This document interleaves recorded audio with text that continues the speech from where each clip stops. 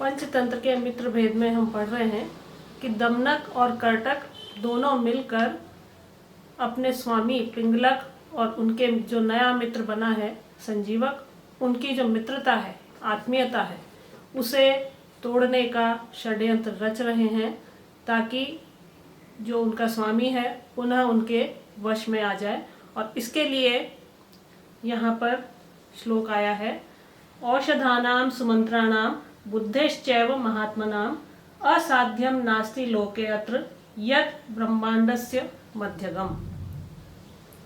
औषधानां सुमंत्राणां, औषधियों, सुमंत्राणां सुसिद्ध मंत्रों, बुद्धेश्चैव महात्मनां, बुद्धेश्चैव जो बुद्धिमान हैं, जो सिद्ध पुरुष हैं, ऐसे लोगों के लिए, और महात्मनां महात्माओं के लिए इस संसार में, लोके अत्र इस संसार में असाध्यम नास्ति, कुछ भी असाध्य नहीं है।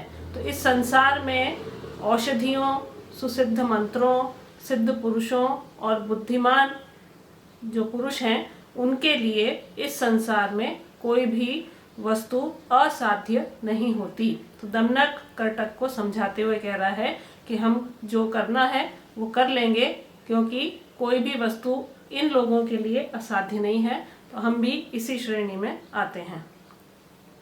इसके बाद अगला श्लोक है, गवामर्थे ब्राह्मणार्थे स्वाम्यर्थे स्त्री कृते अथवा स्थानार्थे यस त्यजेत प्राणास तस्य लोकाः सनातनाः। गवामर्थे गाय के लिए, ब्राह्मणार्थे ब्राह्मण के लिए, स्वाम्यर्थे अपने स्वामी के लिए, स्त्री कृते अथवा और स्त्री के लिए, अथवा स्थानार्थे अथवा स्थान के लिए, या दुर्ग की रक्षा करने में। तो गाय की रक्षा करने में, ब्राह्मण की, स्वामी की, स्त्री की और दुर्ग की रक्षा करने में जो प्राणान अपने प्राणों का परित्याग कर देता है वह लोकाः सनातनाः, वही इस सनातन या स्वर्ग लोक को प्राप्त करने का अधिकारी होता है।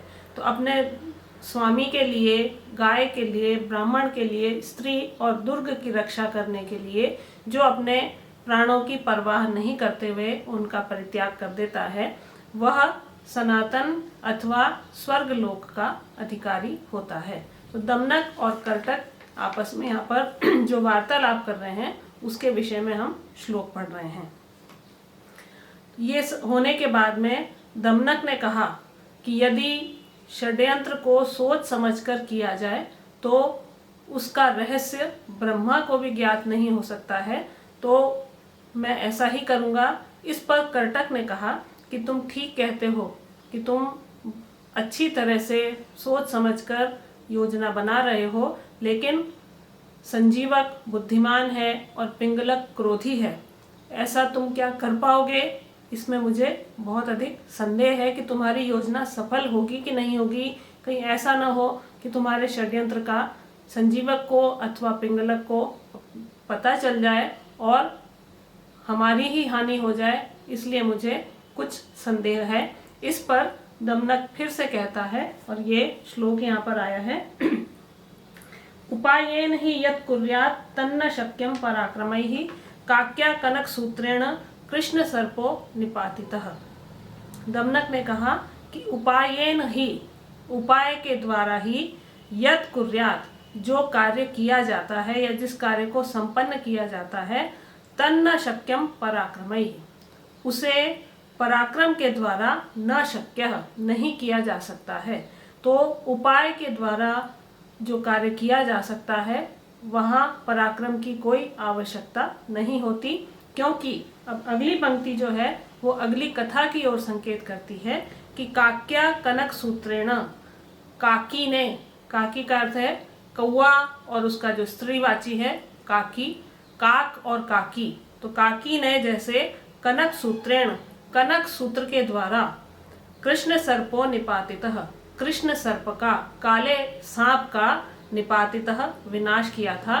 तो जैसे काकी ने काले सर्प का विनाश किया था, तो सर्प बलशाली है और काकी निर्बल है, फिर भी उपाय के द्वारा उसने उस सर्प का विनाश कर दिया था, उसी तरह से मैं भी बलशाली नहीं हूँ, पराक्रमशाली नहीं हूँ, लेकिन उपाय के द्वारा मैं अपने कार्य को सिद्ध कर लूँगा। ये दमनक ने कर्टक को विश्वास दिलाया।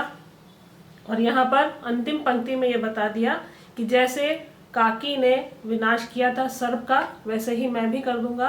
अब इसके बाद में दमनक ने कर्टक को ये वाली कहानी सुनाई है, तो वो हम अगले वीडियो में पढ़ेंगे।